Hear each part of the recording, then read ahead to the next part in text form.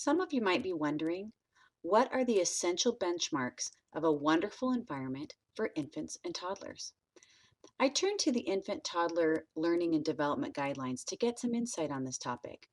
First, the first point they make is that both indoor and outdoor spaces support the development of small community of families, teachers, and infants in which they build relationships of care and trust. Licensing regulations for adequate size must be met. The room must be arranged in a way that is welcoming to families. There must be a variety of spaces where children can be together as a large group, small group, or even individually, but easily supervised. The environment should have pieces that make it feel like home, baskets, pictures of family members, etc.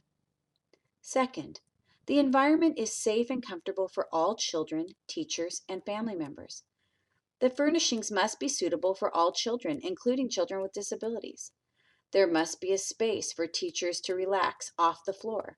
We don't generally think of this as part of the classroom environment, but in the program as a whole, teachers need their own space. There must be adult-sized bathroom with adult-sized sinks and toilets. Hooray! The classroom does not need background music except what children are demonstrating when children are demonstrating an interest. This is different from what has perhaps been taught in the past. We don't need noise. We need children to hear each other and to hear the sounds of children learning. Third, the environment is arranged and organized to support children's free movement.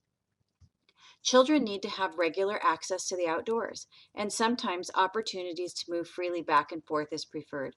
Obviously, we aren't talking about 2-month-old infants here. Both infants and toddlers need to have freedom to explore when they are inside and out. Arrange the classroom so that there's very minimal need for teachers to say no. Seriously, think about it. Why would we want to design an environment for infants and toddlers that contains things we don't want them to touch? It doesn't make sense. Make sure that there are alternative activities for children who have physical challenges. Finally, the environment is organized and prepared to support children's learning and interests and focused exploration. Have clear areas for personal care routines. The toys and equipment must be at the children's level and accessible. We don't want a bunch of lids covering things that have to constantly be taken off. Keep areas cleaned up. And I will add that children need to be encouraged from the youngest ages to help clean up when they are finished in an area. When adults clean up, though, they need to be sure that they aren't putting away play that is in progress. It is possible to become excessive.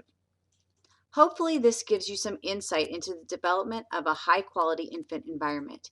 As you think about this, reflect on these elements and whether or not they were present in the classroom you observed or in the classroom you work in.